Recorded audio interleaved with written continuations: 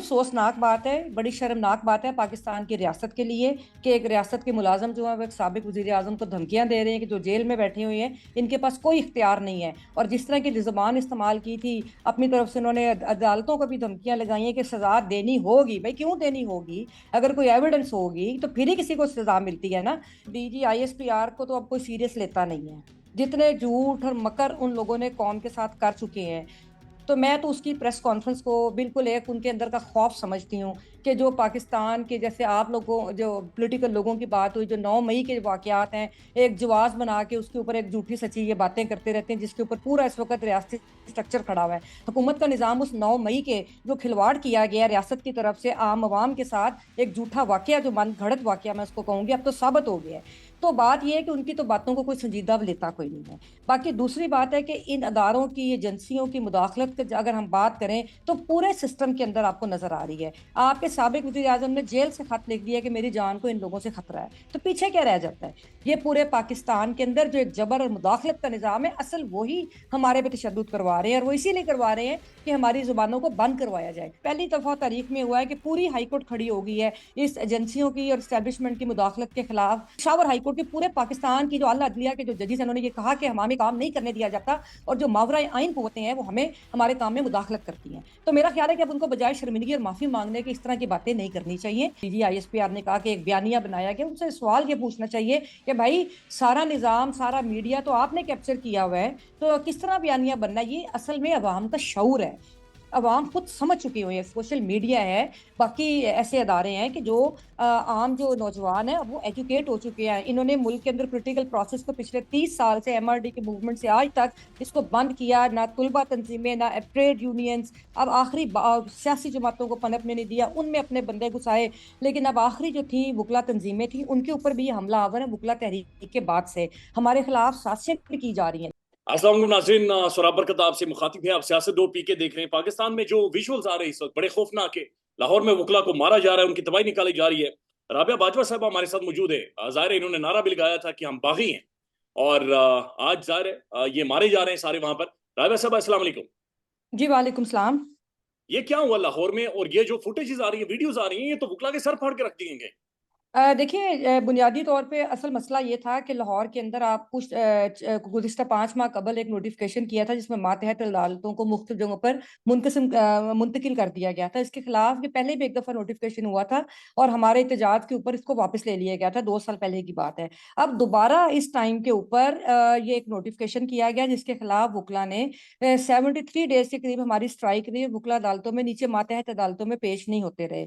इसी सिलसिले में हमारी एक और, इसके अलावा वकला के ऊपर दहशतगर्दी के मुकदमात बनाए जा रहे हैं। आपको पता है कि इससे पहले जो पीटीआई के वकला थे उनको अरेस्ट किया जाता था, उनके ऊपर भी, उनके घरों के अंदर रेड होते थे। इसी तरह जो जनरली जो वकला किसी भी इशू के ऊपर आवाज उठाते हैं, अभी गुज़िश्ता चंद रोज कबल ये हाफजाबाद वकला बार के वकला के इंतजामिया से इख्तलाफ हुआ, बावजूद इसके वो मामला रफा दफा हो गया था। उसके बावजूद वकला को दहशतगर्दी का पर्चा बनाया, उनके केसेस को जाके अटक मुंतकिल कर दिया। मतलब इस तरह का एक जबर है, रियासती जबर है, जो वकला की आवाज को खामोश करवाने के लिए किया जा रहा है। आप सारे देखते हैं कि हमेशा जब भी कोई पाकिस्तान के अंदर आइन और कानून के ऊपर जब भी शब खून मारा गया, तो वकला ने एक अपना बड़ा भरपूर एहतजाज किया, अपना भरपूर किरदार अदा किया।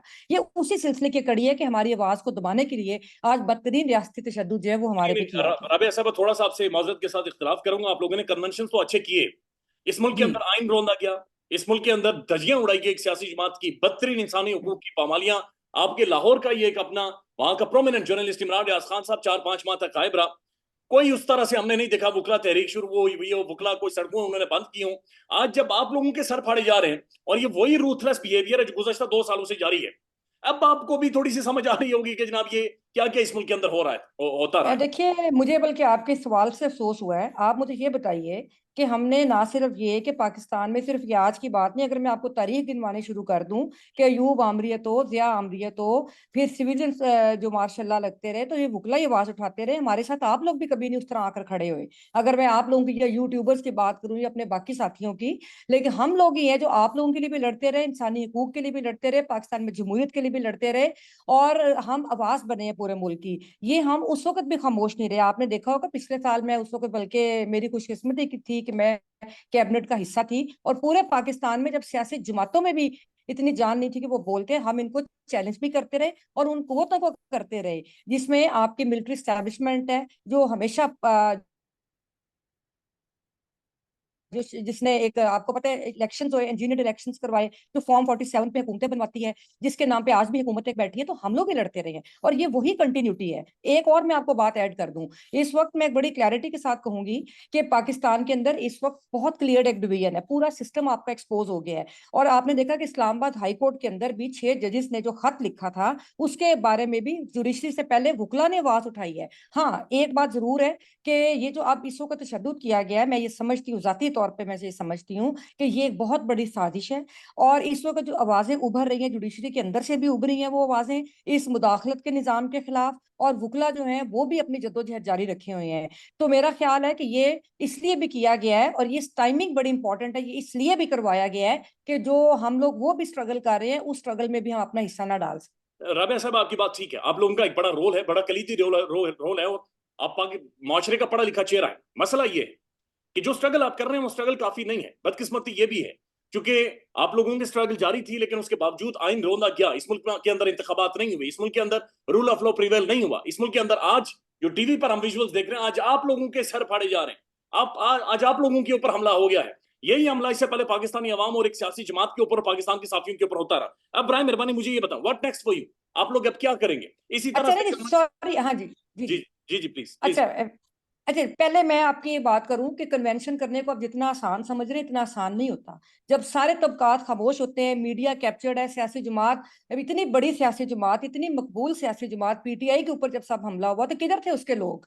खाली इमरान खान साहब के ऊपर तो पार्टी नहीं है ना, उसके बाद जो उन्होंने तो अपने हिस्से का किरदार अदा किया, वो तो आज भी जेल में बैठे हैं, हमारी उनसे मुलाकात भी हुई है, वो तो बड़े अज़म और जज्बे के साथ लड़ रहे हैं। लेकिन किधर है बाकी जो उनके इर्द गिर्द इस्टेब्लिशमेंट के जो मेहमान थे, जब हम उनके खिलाफ आवाज भी उठाते थे? तो आप मुझे बताएं कि जब इतनी बड़ी सियासी जमात एक रियासत के जबर के खिलाफ नहीं खड़ी हो सकी, बेशक वो मुकाबला कर रहे हैं, उनकी खवातीन जेलों में है, इसी तरह मुकाबला किया जाता है रियासत का।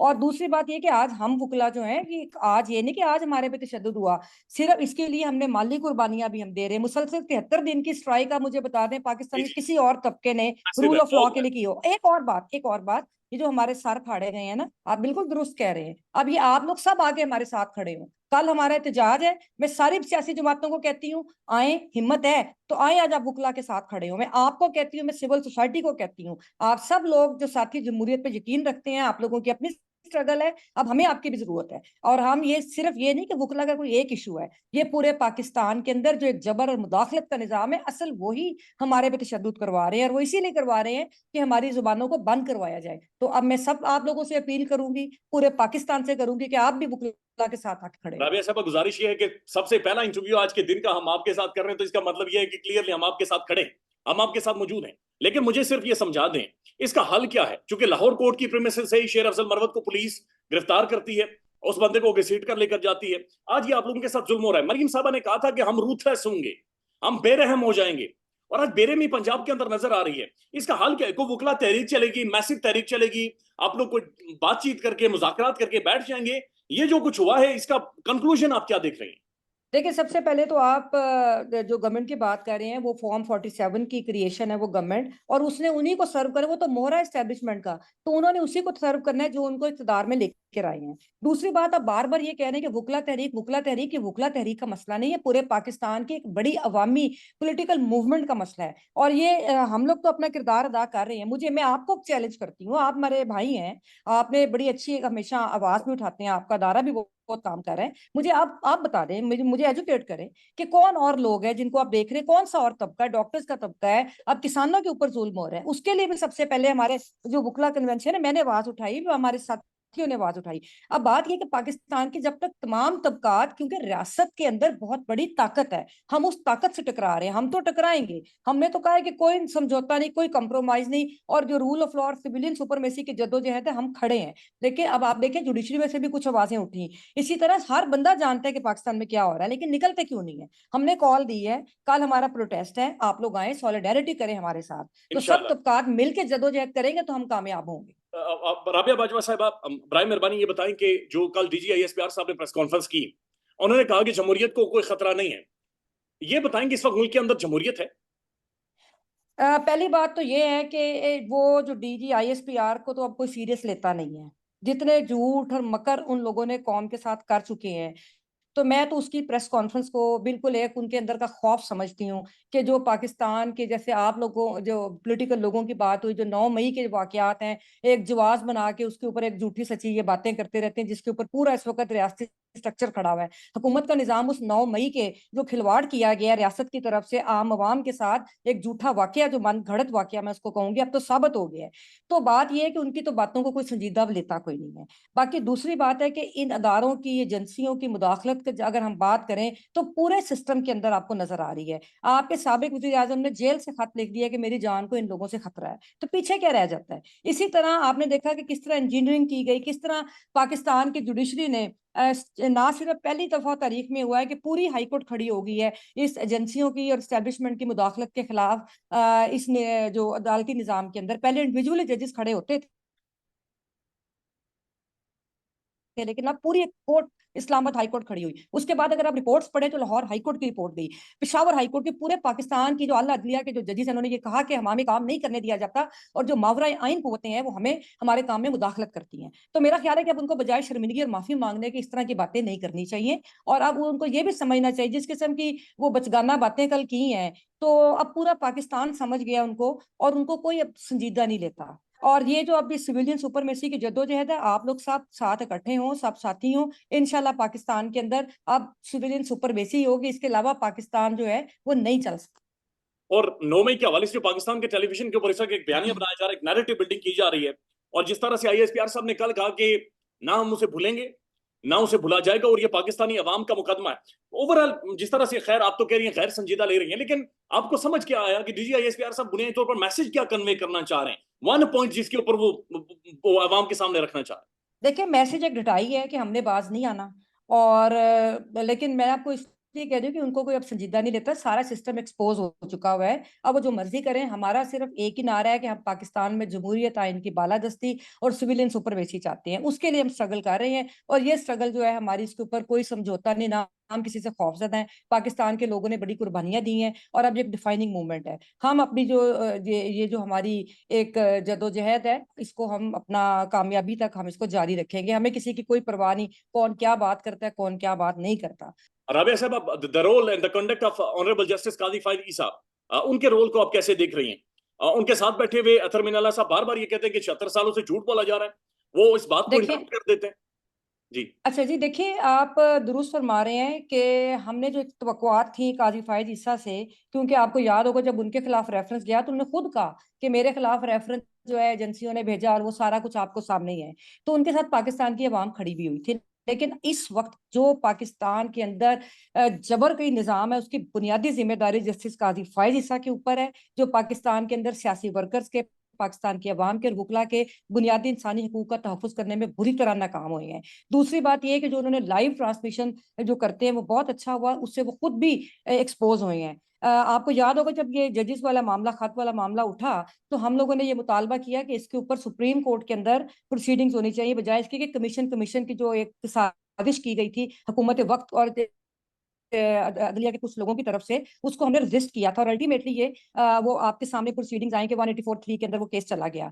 उधर आपने देखा कि चीफ जस्टिस पाकिस्तान जस्टिस फायज ईसा और उनके साथ जो अटॉर्नी जनरल पाकिस्तान के, उनका मुकालमा या अगर आर्गूमेंट्स आप देखें तो आपको नजर आ रहा होगा फ्रेंडली प्रोसीडिंग्स थी, जिसमें इस इशू के ऊपर पर्दा डालने की, मिट्टी डालने की कोशिश की गई। लेकिन मैं सलाम पेश करती हूँ जस्टिस अतर मिनल्ला को, कि जो खड़े हुए और उनके एक दो सवालों ने इनकी पूरी जो धड़न तख्ता कर दिया, इनकी जो प्रोसीडिंग्स थी। उसके बाद आप देख रहे हैं कि सुप्रीम कोर्ट के बाकी जजेस भी सामने आकर वही बात कर रहे हैं जो इस्लामाबाद के बाकी जजेस ने की। ये मामला आगे बढ़ेगा और ये इंशाल्लाह ताला सॉर्ट आउट होगा। वन लास्ट क्वेश्चन, ये एक्सटेंशन अगर होती है? एक सॉरी, एक आखिरी बात मैं करूंगी कि जैसे अभी कल की आपने बात की कि एक बयानिया की बात की कि जो डीजी आईएसपीआर ने कहा कि एक बयानिया बनाया गया, उनसे सवाल ये पूछना चाहिए कि भाई सारा निजाम, सारा मीडिया तो आपने कैप्चर किया हुआ है, तो किस तरह बयानिया बनना है? ये असल में अवाम का शऊर है।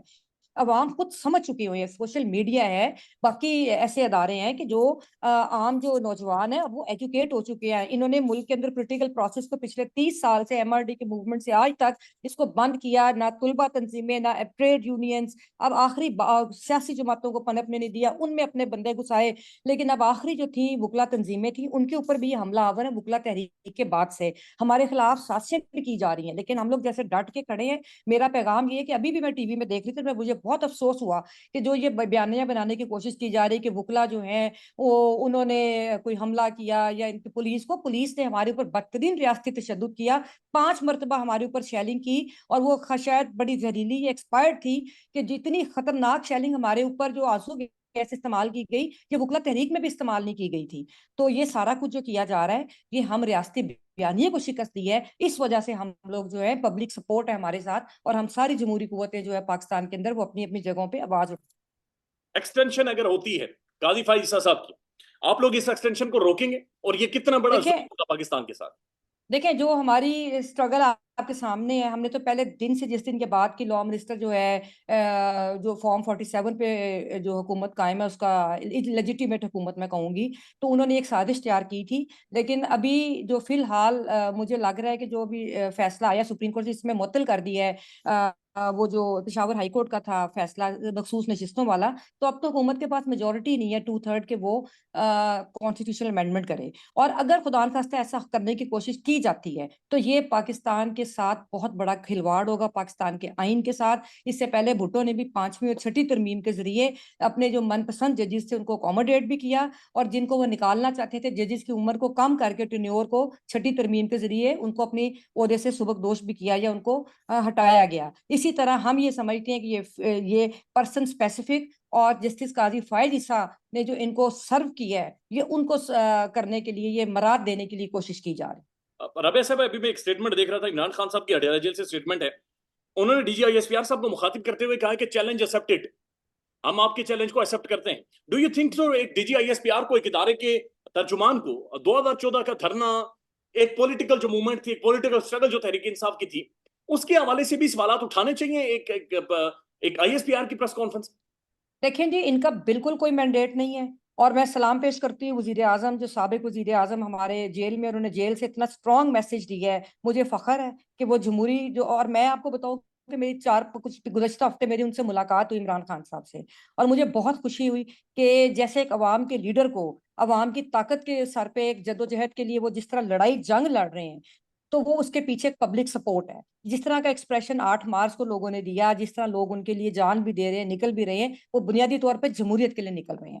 तो मुझे बहुत खुशी हुई जो आपने भी उनकी स्टेटमेंट बताई है कि चैलेंज एक्सेप्टेड, तो वो उस चैलेंज को एक्सेप्ट करके ही इतनी दिलेराना जद्दोजहद कर रहे हैं, और वो मुकाबला कर रहे हैं जेल में बैठ के। उन्होंने माफी का भी और मुतालबा दूसरी, किया। सॉरी, जो दूसरा आपका सवाल था कि ये जो बिगड़ी हुई हमारी स्टैब्लिशमेंट है, ये बुनियादी तौर पे है तो ये जाहिर एग्जेक्टिव के मातहत, लेकिन जब तक ये जो हमारे ऊपर हुकूमत करते रहेंगे, तो फिर ये इनके अंदर जो बिगाड़ है वो उस वक्त तक खत्म नहीं हो सकता, जब तक जो पॉलिटिकल गवर्नमेंट्स हैं वो इनको अपने ताबे नहीं करते। सर, ये माजरत के साथ राबिया साहब, ये जो माफी का मुतालबा ISPR साहब ने किया है कि खान साहब माफी मांगे तो आगे बढ़ा जा सकता है, माफी ही वाहिद हल है, तो ये इस पर आपका आर्गुमेंट क्या होगा?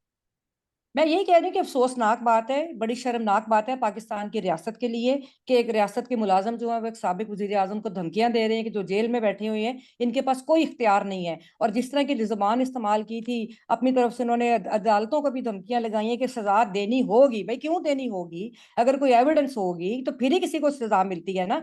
तो इन्होंने इसी काम के लिए मिलिट्री कोर्ट्स बनवाई थी। तो मेरा ख्याल है कि ये अब जंग आगे को बढ़ेगी, और कामयाबी हम सबकी होगी। पाकिस्तान में इस वक्त सबसे बड़ा मसला बोलने का है। पाकिस्तान में बोलने नहीं दिया जाता, जुबानें खींच ली जाती हैं, डर है, खौफ है, टेरर है। पाकिस्तान का मीडिया मुकम्मल तौर पर कंट्रोल्ड है, वेल मैनेज्ड है, एक मैसिव सेंसरशिप है। इसी तरह का दबाव पाकिस्तान में siyaset.pk भी फेस कर रहा है, जिसे पाकिस्तान भर में गुज़श्ता कई महीनों से मावरा आइन, मावरा कवानीन मुकम्मल तौर पर बंद कर दिया गया है, मुकम्मल तौर पर बैन कर दिया गया है। siyaset.pk की नशरियात को लिमिटेड करके पाकिस्तान में छोड़ दिया गया है। तमाम तर कानूनी मुआवजे के ऊपर आवाज उठाई गई, दस्तक दी गई, लेकिन हर तरफ से खामोशी है, सन्नाटा है, कहीं पर कोई सुनवाई नहीं है, कोई सुनने को तैयार नहीं है। लेकिन इसका हल क्या है? क्या खामोश हो जाए? क्या सवाल ना करें? क्या मालूमात आप तक ना पहुंचाएं? क्या इंफॉर्मेशन आप तक ना पहुंचाएं? मालूमात भी पहुंचेगी, इंफॉर्मेशन भी पहुंचेगी, सवालात भी उठेंगे, लेकिन अब आपने रोल प्ले करना है, आपने अपना किरदार अदा करना है। और छोटा सा एक प्रोसीजर है, प्रोसेस है, उसके बाद आप अपना किरदार अदा करें और हमारी मदद करें। पहले आपने यह करना है कि हमारे YouTube चैनल को सब्सक्राइब करना है, उसके बाद ज्वाइन के बटन के ऊपर जाना है, क्लिक करके हमारा मेंबर बनना है। या फिर दूसरा ऑप्शन यह है कि आपने वीडियो की डिस्क्रिप्शन में जाना है, वहां पर पैट्रियन का लिंक मौजूद होगा, उस लिंक के ऊपर क्लिक करें और हमें सपोर्ट करें, हमारा हिस्सा बने, हमारी ताकत बने। ख्याल रखिएगा। अल्लाह हाफिज।